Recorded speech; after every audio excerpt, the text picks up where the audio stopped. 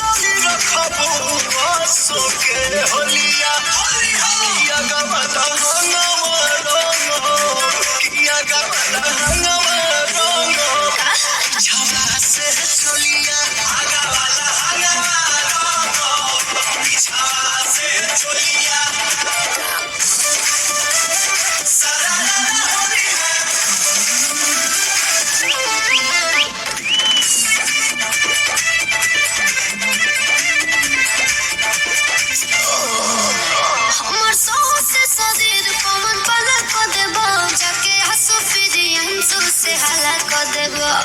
सारा रारा होली है साली को पूछो न जान कोई ओते पानी पानी होई रंगवा डालाई जो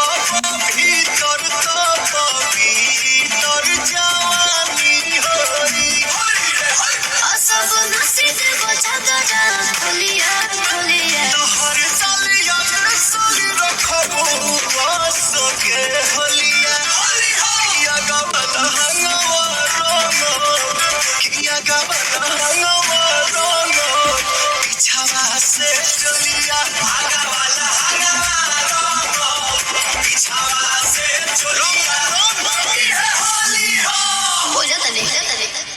फुसलाई जानी बोली बिच बोलिया बोलिया हर सालिया साली रखबो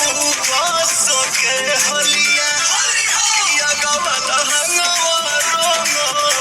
किया गवला